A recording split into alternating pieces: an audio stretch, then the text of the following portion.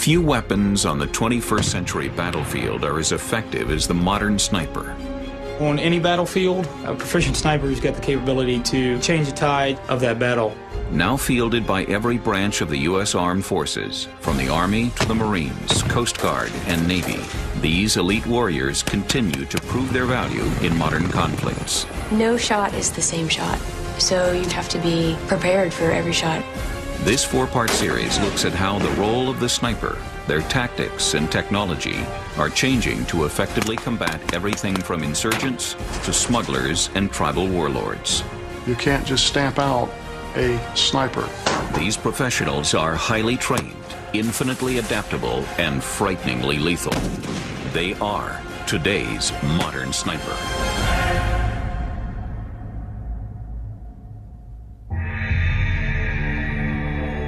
I'm Sergeant Parker. I'm the team leader of Sniper Team 1, Viper 1. Go ahead and orient you guys this morning for our mission. The final exercise of the Sniper Team Leader course demonstrates the improved skills and tactics of the advanced modern sniper.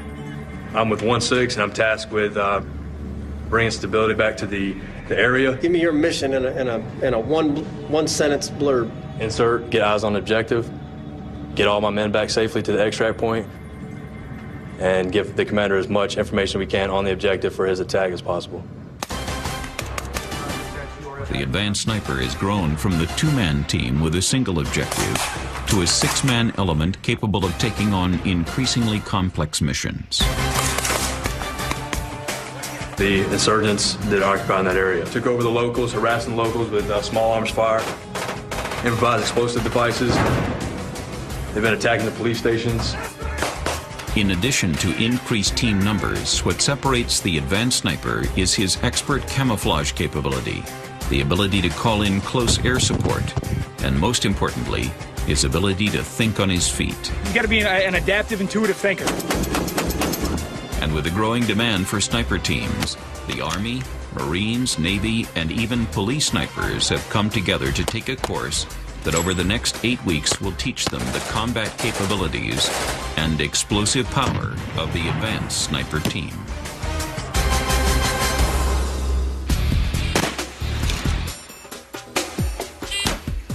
A sniper team leader needs to be well versed, not just in marksmanship or even observation, but in other areas that are going to allow him to be able to do his job better. Take a knee, belay out, engage targets. They're gaining the knowledge on how to engage targets at an angle, the calculations that go into that. The other thing they're taking away from this is the understanding of how to employ demolitions. It's not covered in the basic course, it is covered here. What makes the advanced sniper unique is their understanding of the sniper team and how to lead it. The most important thing is the ability to lead a mission, be able to tactically decide, communicate, and execute a mission to the fullest. It's fundamental here because as a team leader, and both in Iraq and Afghanistan, that's what you're going to be doing. He is no longer a lone warrior tasked with a single shot. He is part of a team whose skill sets and tactics are so varied and advanced that they can alter the landscape of the battlefield.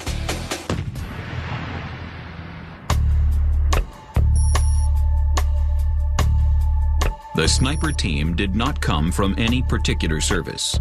It is a shared tactic that has been adapted to suit the needs of the modern sniper.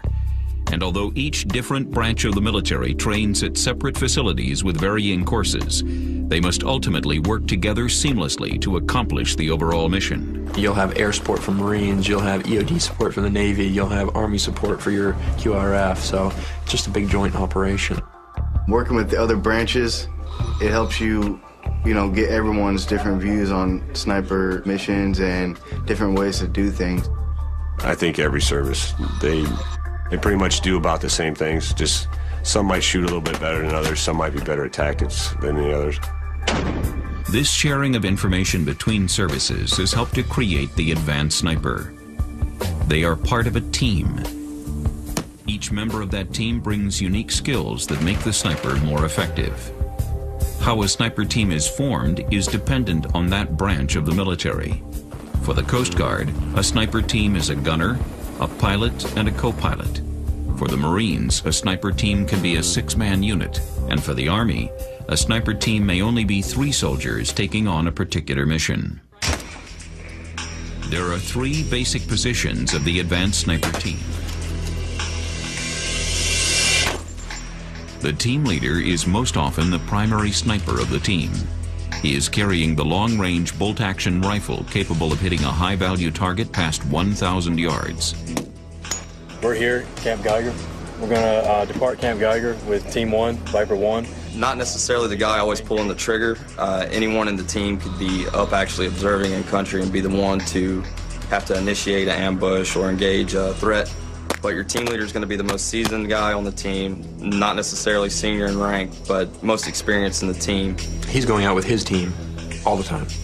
When his team is on the ground, he's there. It's his responsibility. He's the one calling the shots out there. When we go out there, it's going to be me and 4 other guys, and we're going to be, operating in that area and doing whatever we have to do without immediate supervision from anybody.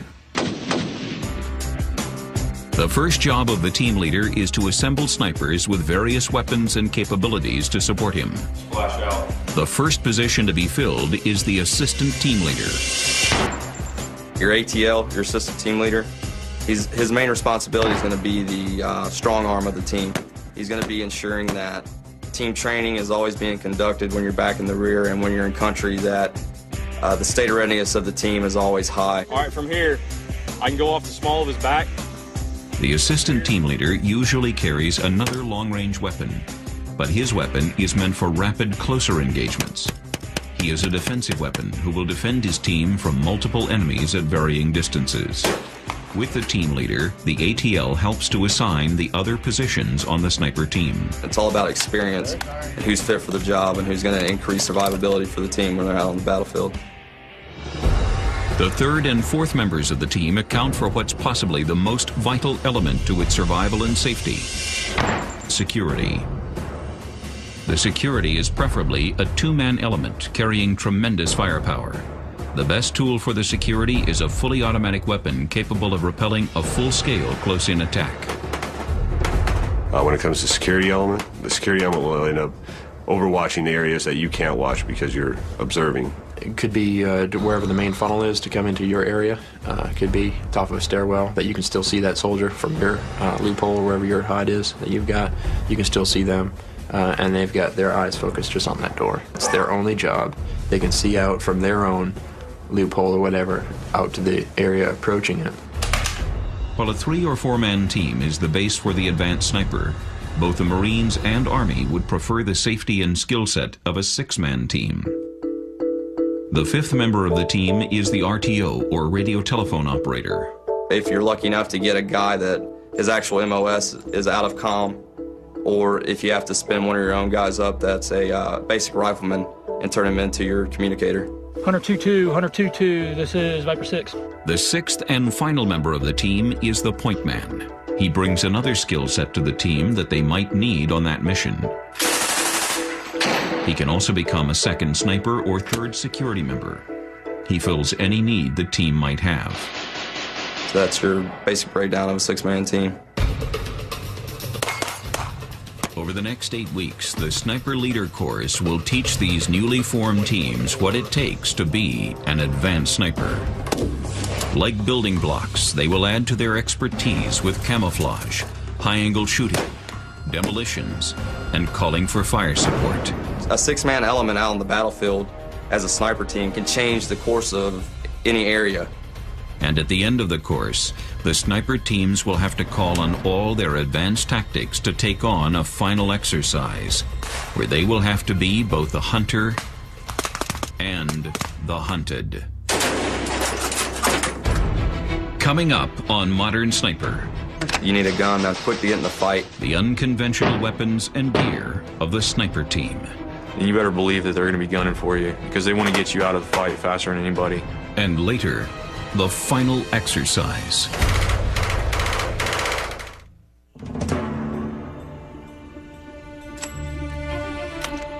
On today's battlefield, an accurate long-range rifle is no longer the only weapon keeping the sniper team safe. The Sniper Team Leader Course teaches the advanced sniper to think beyond a single bullet. They must look at weapons with rapid engagement capabilities and massive destructive power. While each member of the team has a weapon specific to his role, he must also be capable of defending himself in a firefight. To do this, the Marines and Army run the advanced sniper teams through scenarios where they must fall back on the standard issue M4 carbine.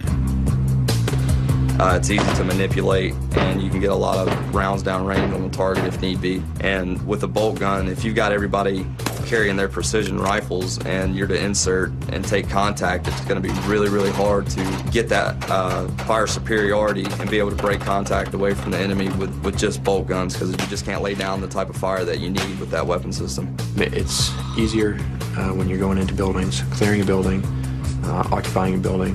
That's when I'd say it's easier, you know. You got more bullets you can hold, and you can, you know, it's lighter. You can fire that sucker faster. Carrying an M4 through the city, Vice having a Mark 11, say, as your primary. Mark 11 has a tendency to jam. Sometimes, you know, if not cared for properly, whereas the M4 is a little bit more reliable and it packs a little bit more firepower. You have a bigger magazine capacity, so you can, you know, engage a little bit longer before you have to reload. And for a sniper, the M4 has another use. Carrying the M4 allows the sniper team to blend in with line infantry troops. Oh, it blends in with everybody else that's in sector. Everybody else has one. You go out there with your M14. Wait a minute, why's that guy got an M14? The enemy that we're currently fighting, they would be happy to go home just knowing that they killed a service member. But when you start talking about specialized troops, that takes a lot longer and a lot more money to train. And the experience level that troop might have and the psychological factor he might have had against your troops. If you're picked out to be that specialized troop, then you better believe that they're going to be gunning for you, because they want to get you out of the fight faster than anybody. In order to give their team additional firepower, the team leader will equip every M4 with an M203 grenade launcher. The M203 grenade launcher greatly increases a sniper team's firepower. We employed it effectively in Iraq. Its main job, there's a lot more to it than people employ it for. If we were compromised, that would be a perfect weapon to be able to use, because it hits our dead space. You can hit around a corner with it, you know.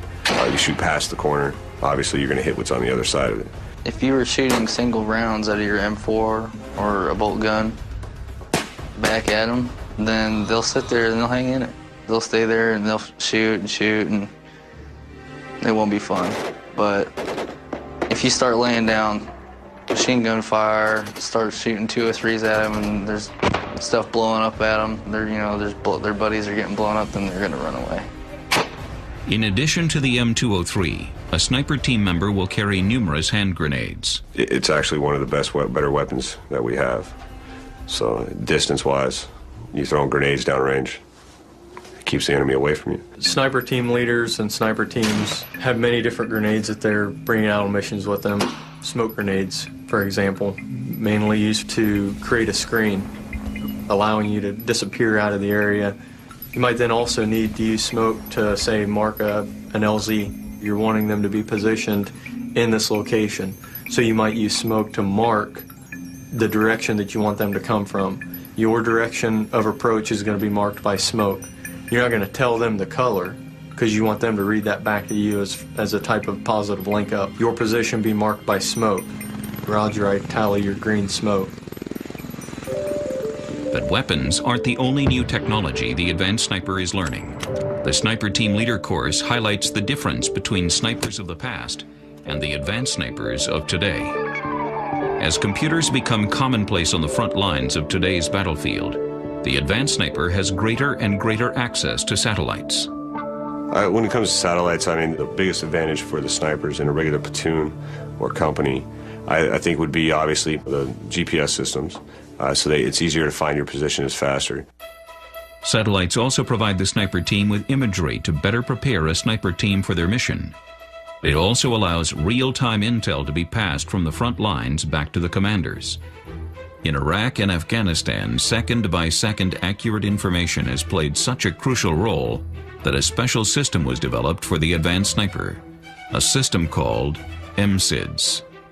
MSID stands for MAGTAF, Secondary Imaging Dissemination System. It is a great asset to the sniper team, as well as the supported company or battalion. You can take your camera with a multitude of lenses. You can go on TAC chat and communicate via basically almost like an IM or a text message back to higher headquarters without ever having to get on a radio and actually physically talk.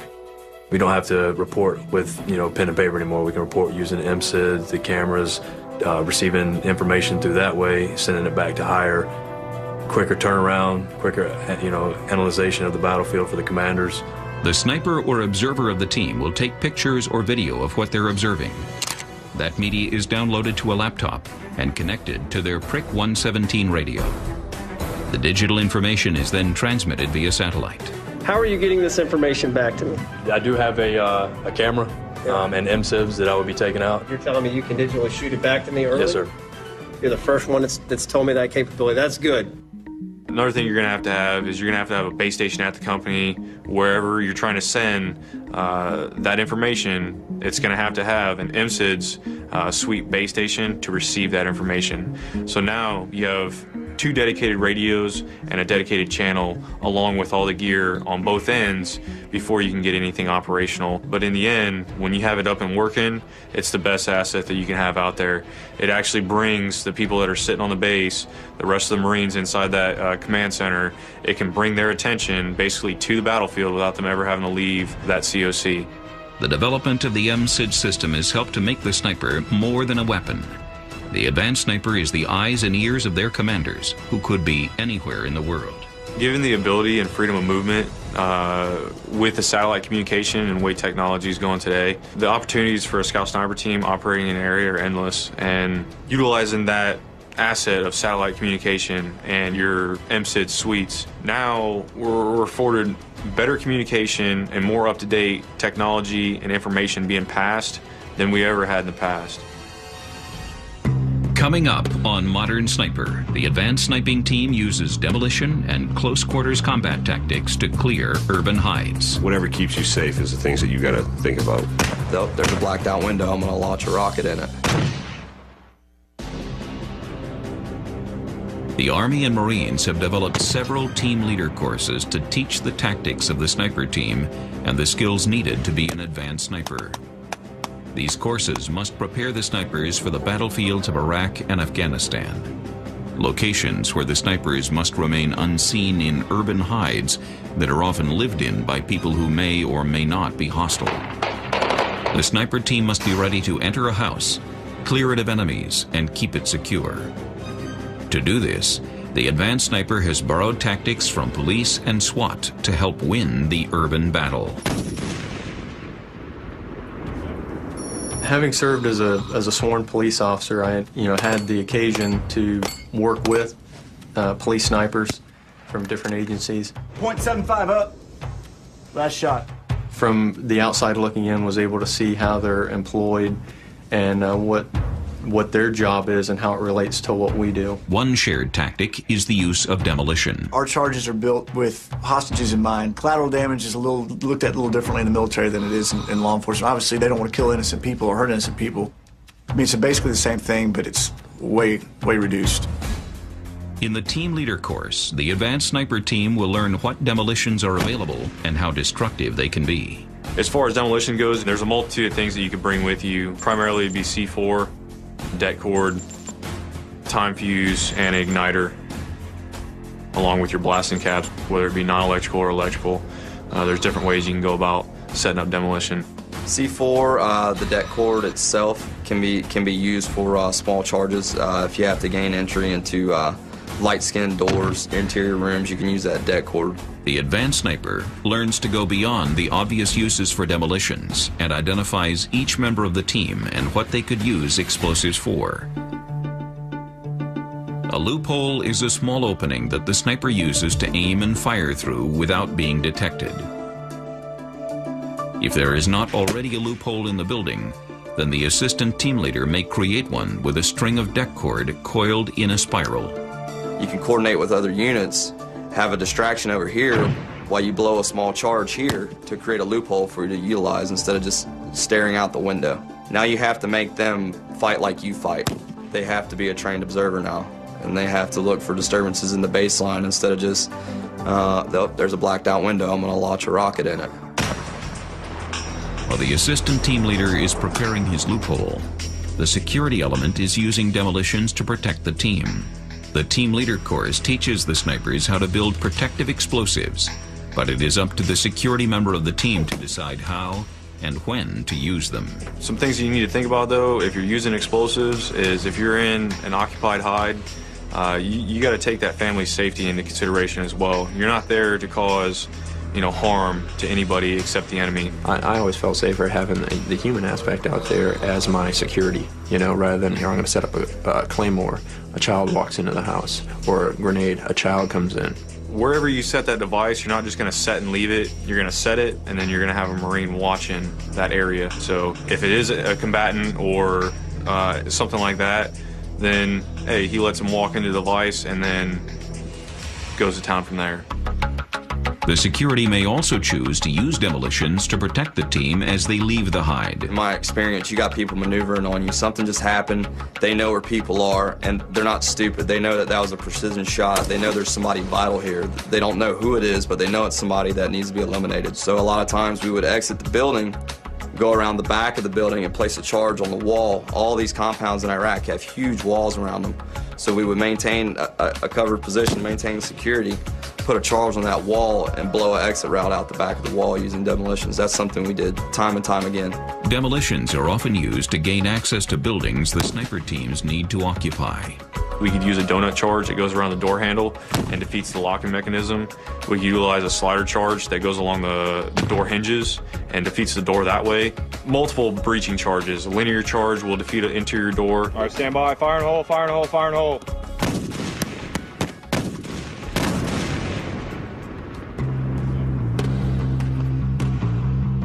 Once they are in the door, each member of the team begins methodically clearing the building.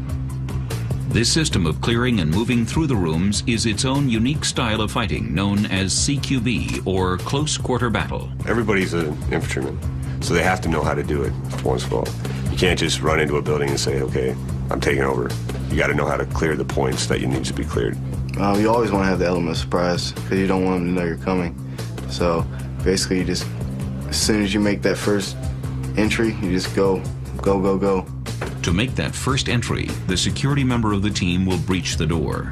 Your rear guy will pop that door and you're first in. Either you're going to be your team leader, or I chose myself. I was usually the second in that door because that way I could have direct control. If you start going in there and a machine gun opens up, you hear that rock and you can at least get him out and back. How fast the team clears the building depends on whether it is day or night. At night, the advanced sniper will use a soft clear in which they will move slowly and secretly from room to room. Soft clears are what we generally focus on. You'd like to go in at night because obviously the element of surprise. Use whatever method we need to gain entry into the courtyard itself, whether it be bolt cutters or just jumping over the wall. Then you gain entry into the actual courtyard. In our case, we had 2 automatic riflemen, which were saw gunners. And then you have another guy in the team that's going to maintain security down on the bottom floor and take care of the family. Watch out. Watch where you're walking, Jack. Take the door on the left. Take the door on the left. Once you gain entry into the building, the other 3-man, the team leader, the ATL, or whoever the 3rd man is, that OP team's going straight upstairs to do work and clear upstairs. You want to be as quiet as possible, checking for tripwires and traps and stuff like that, and make sure you're watching around so no one sees that you're going in there. And utilizing your NVGs and your IR floodlights, you're doing a soft clear of the room and making sure there's nothing booby-trapped, nothing fishy. The family's taken care of, and like I said, the security team's taken care of downstairs, and the OP team's clearing everything on its way upstairs to set up their OP and conduct observation. While the sniper teams prefer nighttime operations, there are situations where they are forced to clear buildings during the day.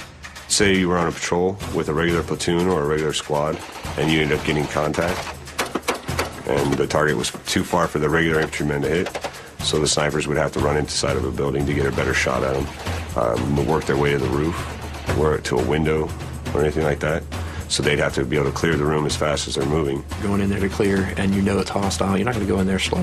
You're going to go in there and make sure you clear that building. You go in fast, and you keep that pace, you know, obviously there's going to be obstacles and stuff. You just have to adapt as quick as you can. You own that room. You're in there, you secure that room. You're not hanging out, you're moving on to the next room. You go from room to room, stairway to stairway, and door to door, closet to closet. It's just, everything needs to be cleared before you try to set up your position. When the room is clear, when the area is secured, then it's saying, okay, Roger, now my security's in place. Let's start setting up our OP. After safely entering and clearing their urban hide, the advanced sniper team can begin their primary mission. They are watching, taking notes, and waiting for the opportunity to strike. Coming up on Modern Sniper. You're able to see out and nobody sees 6 Marines sitting on a hillside. The sniper has learned several new tricks to keep themselves safe. What fire support is just indiscriminately dropping ordnance. It's got to be used to shape that battlefield.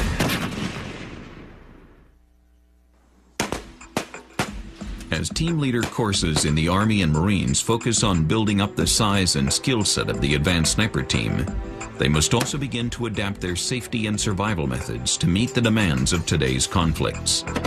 The well-being of the advanced sniper depends on every member of the team, whether they are setting up camouflage, calling in fire support, or taking a shot. Each member's unique skill set offers solutions that help ensure their safety and survival. Once you've mastered the art of being able to blend in with your environment, then truly you understand the art of camouflage, and that's exactly what it is. It's an art. What it all comes down to is hiding what will stick out to the enemy. The biggest target indicator on the human being is the head, neck, and shoulders area. It's the most identifiable features on a person from a distance. To effectively hide, the sniper will adjust his camouflage to match his surroundings. When they are in a building, that could be as simple as a sheet draped over his head and gun. The advanced sniper team does not stop their training at urban hides. They must be prepared to use a number of techniques that make them look like the jungle or the desert. To be an effective sniper, understanding camouflage and how it works and what can be seen and what can't be seen, that takes a great deal of time to become proficient with and to understand. No matter what the terrain, snipers will help each other construct their camouflage. In a forest environment, the first line of defense is the ghillie suit.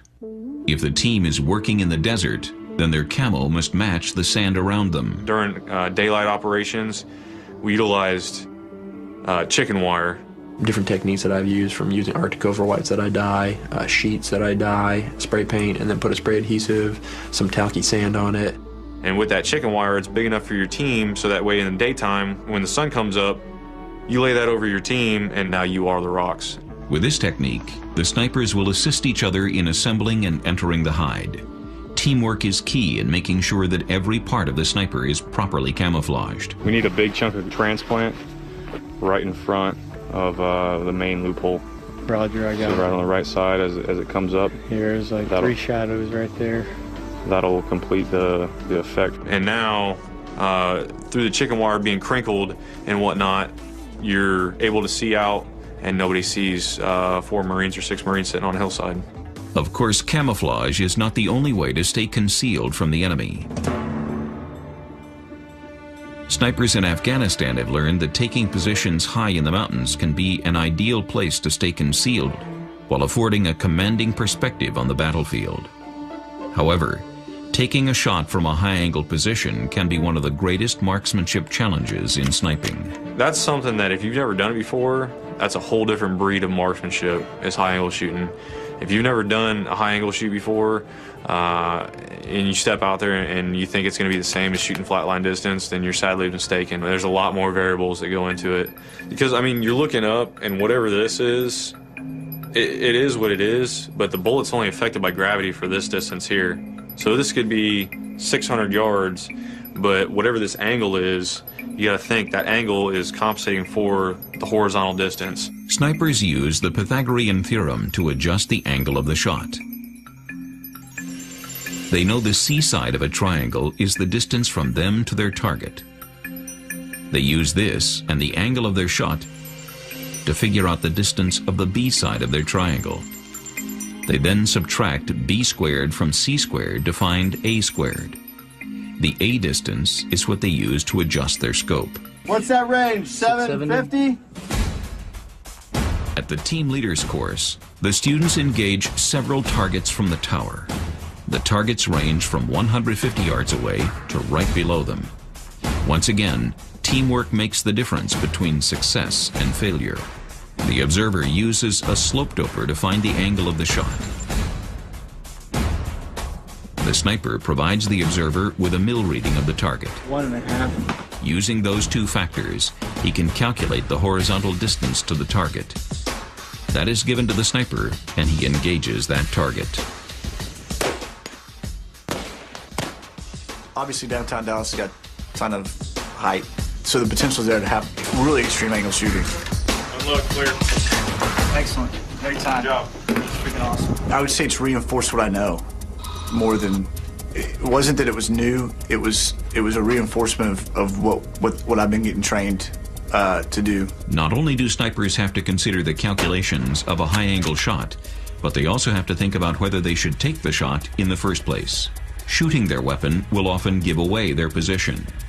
You want to go out there and gather the maximum amount of intelligence as possible. And if you're going to pull that trigger, like I said before, it's the consequences that would come from that.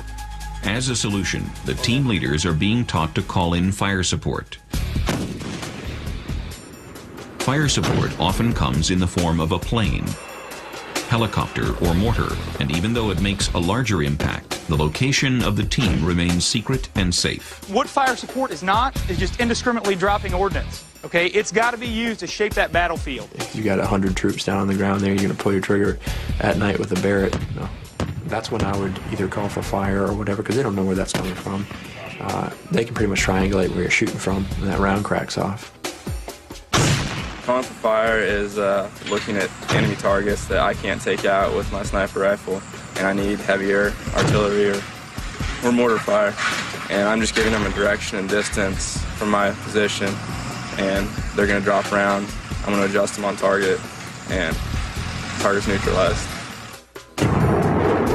It gives you that option to stay on the battlefield longer and get more positive things done using your air versus using your gun. It's really up to that team leader. That's, again, going back to the team leader. That's his job to make that call on the ground. If the team leader decides to call in fire support, he must consider what's available to him, and on the modern battlefield, it doesn't necessarily come from the same branch of the military. Pretty much the first guys to show up, and help you guys out that's what you want. It doesn't matter whether it's from the Marine Corps or if it's a sister service, it does not matter to that sniper team. FDC, this is Viper 1. Vehicle and troops in the open, fire when ready. Because of the joint effort, a sniper team leader will usually have a variety of assets available to him, from fixed-wing aircraft with bombs to Cobra helicopters with machine guns. And they almost always have mortars they can call in. Satellite communication has made cross-branch communication easier and more efficient, making calls for support fire a great tool for the sniper. Coming up on Modern Sniper, the final exercise of the team leader course. And they want to be able to demonstrate to us, I can go out in combat and be successful. Killing those two guys is going to provide immediate security for y'all. 3 guys alone on the battlefield, and it's pretty scary sometimes.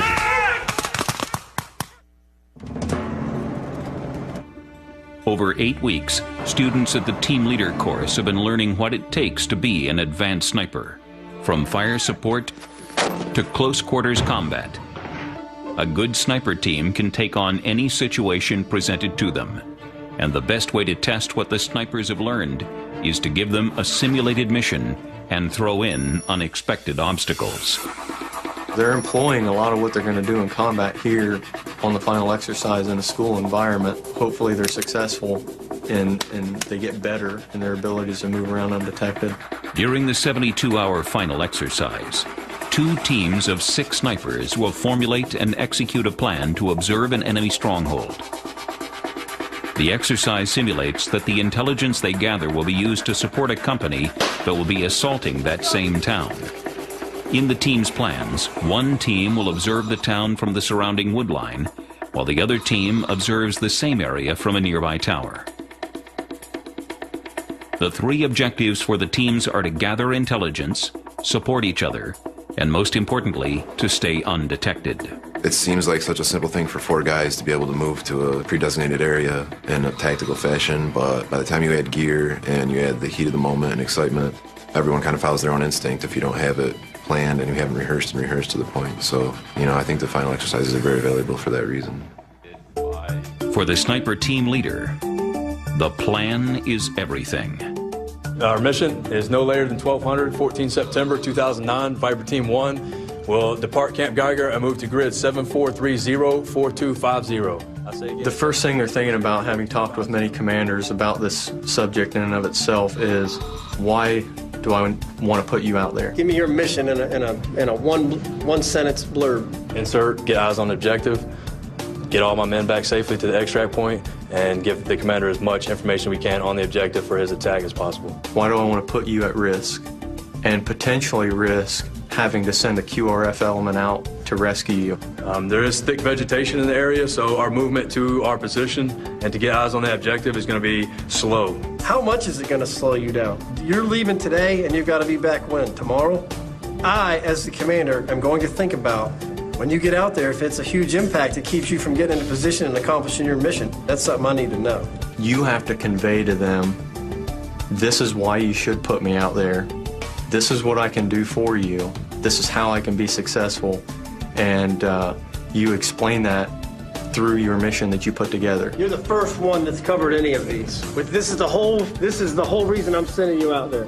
While the brief is underway, the assistant team leader preps the rest of the team and their gear for the mission. Viper's Nest, this is Viper 1, radio check, over. Once the brief is complete and their gear is prepped, the 2 sniper teams begin their mission. Viper 1 will move into a tower to be the primary observer team. Viper 2 will move to the woods around the town to support Viper 1. Both teams must assume that the instructors are hunting them, and, just like in a real battle, compromise is failure. As soon as we begin the field skills portion, you're always under observation. 3 guys alone on the battlefield, it's pretty scary sometimes. You sit there and you're hearing things and you're wondering, what's that? You're pretty much on your P's and Q's a lot more than you would be if you were with a squad. You need to have a keen situational awareness to everything that's going on around you. And they want to be able to demonstrate to us proficiency that, hey, I can go out in combat and be successful. After a successful insert, Viper 2 must establish communication with Viper 1. Viper 1, Viper 2. This is where Viper 2 runs into their first obstacle. Their radio is not working, and they cannot communicate with Viper 1.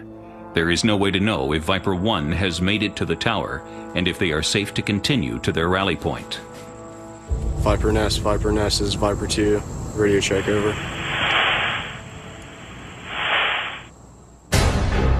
The instructors, acting as enemy insurgents, begin to close in on Viper 2.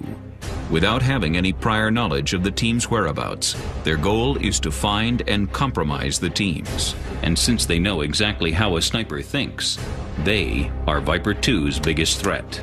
They're going out there hunting these teams and pursuing these teams. They have no idea where they are, but they're having to look for positions that they would select as a sniper. And it's at those times that they're interdicting the teams. In combat, if there is known insurgent activity in an area, the commanders will notify their forward teams.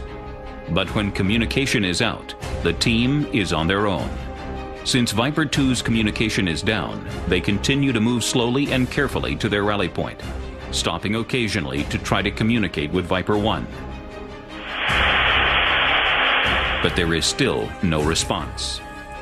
They don't know what lies ahead of them and have no idea of what is moving behind them.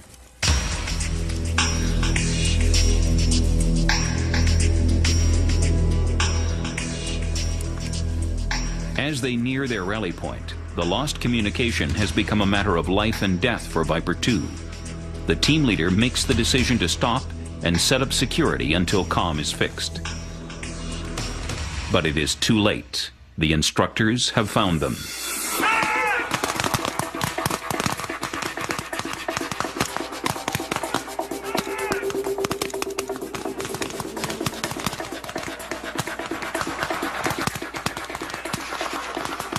It is only through the entire team working as one that they are able to repel the attack. The team kills an insurgent while the other one flees. By successfully defending themselves during the attack, they have passed a portion of the final exercise. Now, the instructors give the team a reality check. Which way did your threat just come from, Bandu? That way. Maybe you want to keep security. Oh, he's got it. How far away are enemy reinforcements? Closer than your QRF, right? So what should be your first concern? Now that they just know they've been alerted to your presence. Get some distance between your 5-man team and that enemy company-sized element, right? So what are you on the hook doing? Calling in your contact report, calling in QRF, telling them you need immediate extract. Only critique points are, hey, eliminate that threat first, okay? Whether it's 2 guys, whether it's 5 guys, whether it's 10 guys, if you can drop those dudes, drop them. Killing those 2 guys is gonna provide immediate security for y'all. So let's drop those guys, even if there is a platoon-sized patrol 200 meters behind them. We drop those 2 guys, then we utilize that 30-second gap to ruck up and get out of there. You guys were ready to go in probably 20, 30 seconds. Do you see the benefit of staying prepared, of staying vigilant, staying ready? I think from what we've seen, you guys are ahead of your peer group, at least for the class. So kind of feel good about that. All right? All right, cool, guys. Bounce into the tree line. Take 5. After moving back into the woods, Viper 2 has restored communications. Yeah, could you send up a pause rip to Viper's nest for us? Viper 1 has successfully made it to the tower.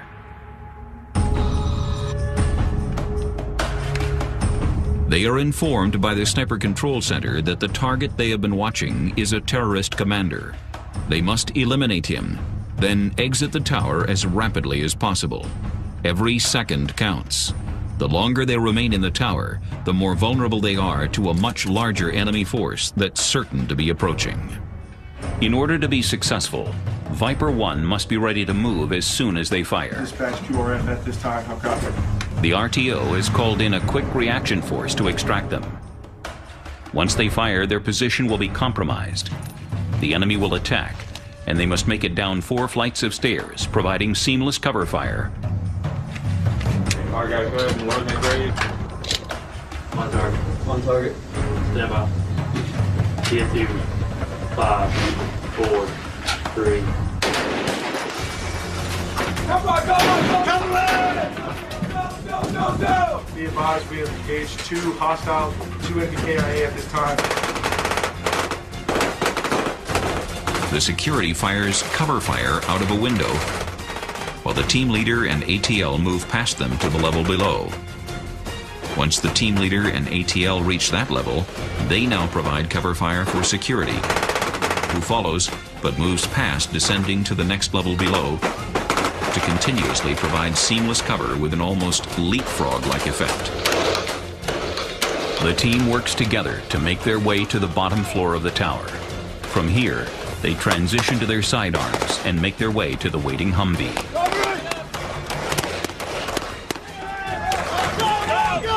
As they safely ride away from town, they know their mission is a success. They adapted to the situation and took out the enemy leader. In addition, Viper 2 is still out there, observing and reporting, and able to support the company assault that will begin in a few hours. They are advanced sniper teams, ready for the next mission. When it comes to snipers, we'll always be the ones leading from the front, and we will always be there. As a sniper team, you have the best eyes on the battlefield 9 times out of 10. The need for snipers is always going to be there because you can get these cameras and you can get all this high-speed gear, but you still have to have those eyes forward, and snipers are the only ones that are going to be able to do it. The advanced sniper team, whether Army, Coast Guard, Navy, or Marines, is an incredible force on the battlefield. Through their tactics and techniques, weapons and demolitions, the advanced sniper team is changing the way modern warfare is fought.